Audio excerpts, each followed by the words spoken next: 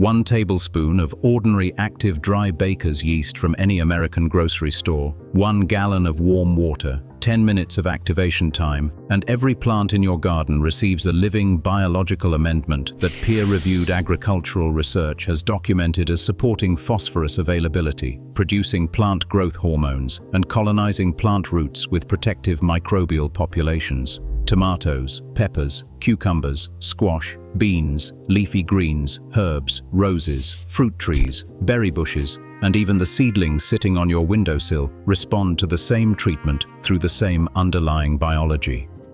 The organism responsible for this response is called Saccharomyces cerevisiae, the single-celled fungus that humans have been using to leaven bread and ferment beverages for approximately 9,000 years, and that modern peer-reviewed research is now documenting as a legitimate biological amendment for garden soils.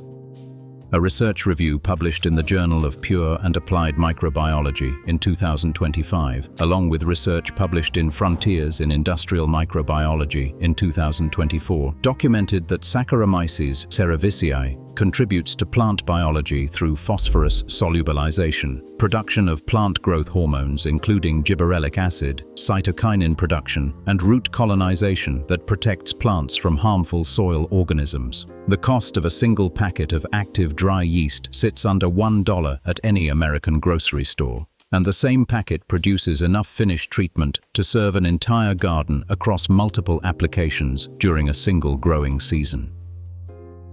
But before I walk you through the exact activation and application protocol that turns a $1 packet of baker's yeast into a legitimate biostimulant treatment for garden plants, and the specific honest disclosures that separate this technique from the exaggerated claims that circulate on social media about yeast in the garden, you need to understand something almost every video on this topic gets dangerously wrong. Baker's yeast is not a fertilizer. It does not contain significant nitrogen, phosphorus, or potassium in the concentrations that would qualify as fertilizer under any agricultural definition. Anyone promising that yeast treatments will dramatically transform your garden overnight is misrepresenting what the peer-reviewed research actually documents. Stay with me, because the honest reality of baker's yeast in the garden is different from the marketing hype circulating on social media. And understanding what this treatment actually does versus what people claim it does is the single most important piece of information in this entire video. The story does not start in a modern microbiology laboratory. It starts approximately 9,000 years ago in ancient China, where archaeological evidence documents the earliest known human use of fermentation for producing alcoholic beverages from rice, honey, and fruit. Similar early fermentation evidence appears in Iranian archaeological sites dating to approximately 6,000 years before Christ, in Mesopotamian sites dating to approximately 4,000 years before Christ, and in Egyptian records dating to approximately 3,150 years before Christ, documenting wine production at industrial scale for religious and commercial purposes. Every one of these ancient fermentation traditions relied on wild strains of Saccharomyces cerevisiae, the same fungal species that we now purchase in dried packets at any American grocery store. The knowledge of how to work with yeast for baking and brewing accumulated across dozens of civilizations and thousands of years, refined and passed down through generations of bakers, brewers, and cooks who understood the practical craft without any understanding of the underlying microbiology. The scientific understanding of what actually happens during yeast fermentation arrived gradually through the work of multiple pioneering researchers across 2 centuries. The Dutch microscopist Antonia van Leeuwenhoek first observed yeast cells under his early microscope during the 17th century, documenting the small round organisms that appeared in fermenting liquids without recognizing their biological function. The French chemist Louis Pasteur conducted foundational research on yeast biology during the 1860s, establishing that fermentation is a biological process performed by living organisms rather than a purely chemical reaction. In 1888, the Danish scientist Emil Hansen at the Carlsberg Laboratory in Copenhagen successfully isolated the first pure culture of Saccharomyces cerevisiae, allowing precise scientific study of individual yeast strains for the first time. The species has since become one of the most extensively studied organisms in modern biology, and in 1996, Saccharomyces cerevisiae became the first eukaryotic organism to have its complete genome sequenced, providing a level of biological understanding that few other species can match. Here is the part nobody talks about. The reason baker's yeast produces measurable effects on plants when applied to garden soil comes down to specific biological mechanisms that peer-reviewed research has documented across the last 2 decades. When yeast cells enter garden soil in a diluted water solution, they do several things simultaneously that no non-living amendment can replicate. First, the yeast cells produce plant growth hormones, including gibberellic acid and cytokinins, as normal metabolic byproducts. Gibberellic acid promotes stem elongation, seed germination, and flowering in almost every plant species tested. Cytokinins promote cell division, root branching, and the maintenance of healthy leaf tissue. Second, Saccharomyces cerevisiae possesses documented ability to solubilize phosphorus compounds that would otherwise be chemically locked up in soil, in forms plant roots cannot absorb. Peer-reviewed research has documented that yeast strains can convert insoluble tricalcium phosphate into forms that plants can actually use, essentially unlocking phosphorus reserves that were physically present in the soil but chemically unavailable. Third, yeast cells colonize plant root surfaces and create microbial communities that compete with pathogenic organisms, providing a form of biological protection that reduces disease pressure without any synthetic pesticide involvement. The phosphorus solubilization mechanism deserves more detailed explanation because it addresses one of the most common invisible problems in intensively cultivated home garden soils. Phosphorus is one of the 3 primary nutrients that plants require in substantial quantities, but the chemistry of phosphorus in soil is unusually complex compared to nitrogen or potassium.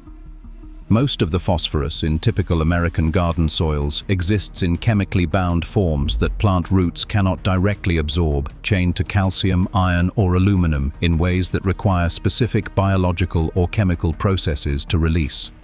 Soil pH strongly influences which forms of phosphorus dominate in any given garden, and much of the phosphorus that gardeners have added through years of fertilizer applications gradually converts to these bound forms over time.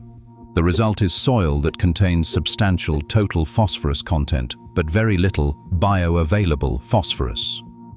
Plants growing in such soil show phosphorus deficiency symptoms, including purple leaf coloring, weak flowering, and poor fruit set, even when soil tests reveal what should be adequate phosphorus levels. Saccharomyces cerevisiae produces organic acids as metabolic byproducts that chemically release bound phosphorus, converting the previously unavailable reserves into forms that plants can actually absorb through their root systems. This is a genuine biological effect documented in peer-reviewed research, and it addresses a widespread but poorly understood soil chemistry problem that limits garden productivity across countless American backyards. Now stay with me, because the peer-reviewed research documenting specific effects of yeast applications on garden plants has been accumulating steadily across the last several years. A study published in Frontiers in Industrial Microbiology in 2024 documented that residual Saccharomyces cerevisiae from craft brewery byproducts functioned effectively as a biofertilizer for horticultural tomato seedlings, producing measurable improvements in root development and above-ground growth. Research summarized in the Journal of Pure and Applied Microbiology in 2025 documented multiple independent studies showing improved phosphorus uptake in corn plants inoculated with Saccharomyces cerevisiae and improved lettuce dry weight when yeast strains were combined with reduced chemical fertilizer applications. Research on apricot trees documented that yeast spray applications produced measurable increases in fruit weight, though the improvements were more modest than those produced by commercial organic fertilizer alternatives.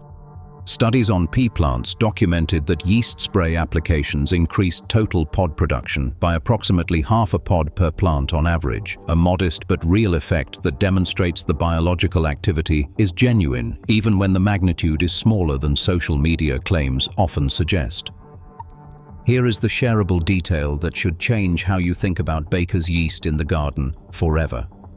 Most gardening content promoting yeast treatments makes claims that dramatically overstate what peer-reviewed research actually documents. This creates a credibility problem for a technique that genuinely does have documented biological effects, because gardeners who try yeast treatments expecting the dramatic transformation promised on social media are inevitably disappointed by the modest reality. The correct framing for baker's yeast is not as a fertilizer replacement, but as a biostimulant and microbiome amendment. It supplements a comprehensive soil-building program that includes compost, mulching, and appropriate nutrition. It does not replace those foundational practices. When you apply baker's yeast as one component of a broader soil-building approach, the peer-reviewed research supports measurable benefits. When you apply it as a standalone miracle treatment expected to transform tired soil overnight, you will produce disappointing results and unfairly conclude that the technique does not work. So why does this technique appear so frequently in gardening content across social media if the peer-reviewed research documents only modest effects? The answer involves both legitimate biology and social media dynamics. Baker's yeast is genuinely a legitimate biostimulant with documented biological effects.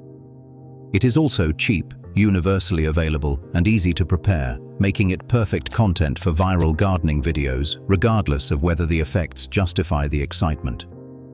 The technique produces enough visible improvement to feel worth doing, which encourages gardeners to share their experiences, which produces more viral content, which encourages more gardeners to try the technique. The result is a self-reinforcing content cycle that has amplified the claims well beyond what the underlying research actually supports. Now, I need to be honest with you, because dishonesty about what baker's yeast actually does is the single biggest problem with mainstream coverage of this technique. Baker's yeast is not a fertilizer. The yeast cells themselves contain small amounts of nutrients, including proteins, B vitamins, and trace minerals, but the total nutrient contribution from a tablespoon of yeast applied to a garden bed is minimal compared to what any bag of compost delivers. What baker's yeast actually does is function as a biostimulant, meaning a biological amendment that stimulates plant growth through hormonal signaling and microbial community effects, rather than through direct nutrient delivery. This distinction matters because it determines how you should think about using the treatment.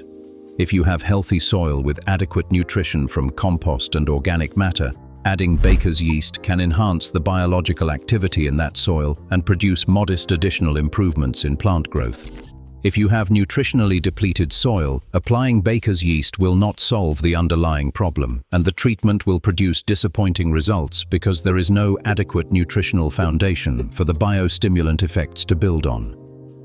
There is a second honest reality worth flagging. Use plain, active dry yeast rather than instant yeast, rapid rise yeast, bread machine yeast, or any product containing added enzymes, dough conditioners, or other additives. Standard active dry yeast contains only Saccharomyces cerevisiae cells without additional ingredients that could potentially affect soil biology. Check the ingredient list on the packet and choose products where yeast is the only listed ingredient. Do not use nutritional yeast, which has been deactivated during processing and no longer contains living yeast cells capable of producing the biological effects documented in research. Do not use brewer's yeast supplements sold as human dietary supplements, which are similarly deactivated. Only living, active baker's yeast produces the biological effects that peer-reviewed research documents. There is a third caution worth understanding before you invest in this technique. Yeast applications work substantially better in combination with other organic amendments than as standalone treatments.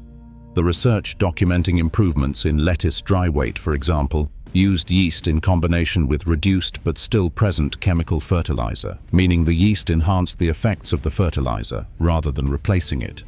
Apply baker's yeast to soil that has already received compost, aged manure, or other organic matter amendments, and the biostimulant effects will build on the nutritional foundation that these other amendments provide. Apply it to bare, compacted soil with no organic matter, and the modest biological effects will have nothing to work with. Now we get to the part you came here for. The exact activation and application protocol that produces the strongest biostimulant response across a range of garden plants. You will need 1 tablespoon of plain, active, dry baker's yeast. Standard grocery store yeast packets typically contain about 7 grams per packet, which is approximately 1 tablespoon.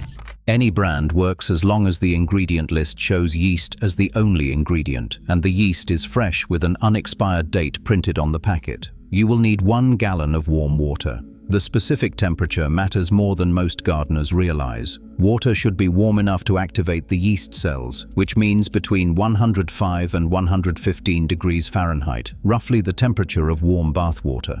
Water hotter than 120 degrees will kill the yeast cells before they can activate, and water cooler than about 90 degrees will not stimulate them to become metabolically active. Test the water on your wrist. It should feel comfortably warm but not hot. Optional but recommended, you will need 1 teaspoon of ordinary white sugar or unsulfured blackstrap molasses. The sugar provides food that activates the yeast cells and stimulates them to begin producing the plant growth hormones and other beneficial compounds that make this treatment worthwhile.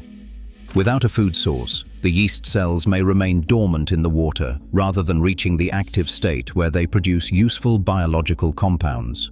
Pour the warm water into a clean container. Add the tablespoon of yeast and stir gently to distribute it through the water. Add the optional teaspoon of sugar and stir again briefly. Wait 10 to 15 minutes for the yeast to activate. Active yeast produces visible foam on the surface of the water and a pleasant bread-like aroma, indicating that the cells are metabolically active and producing the compounds that make this treatment biologically effective. If no foam appears after 15 minutes, the yeast was expired or the water temperature was wrong, and you should start over with fresh yeast and properly warm water. Apply the activated solution as a soil drench around the base of plants, distributing approximately 1 to 2 cups per mature plant around the drip line where feeder roots are most active. 1 gallon of activated solution treats between 15 and 25 mature plants depending on plant size. Apply the treatment once every 3 to 4 weeks during the active growing season and combine it with regular compost applications, organic mulching, and other foundational soil building practices for maximum benefit. The next time you look at the small packets of baker's yeast in your kitchen cupboard, do not just see an ingredient for bread baking. See a living microorganism that peer-reviewed research from the last several years has documented as a legitimate biostimulant for garden soil, working through phosphorus solubilization, plant hormone production, and root colonization that has been part of human agricultural biology for 9,000 years, delivering modest but real benefits when applied honestly and combined with the comprehensive soil-building practices that any healthy garden fundamentally requires. The harvest begins now.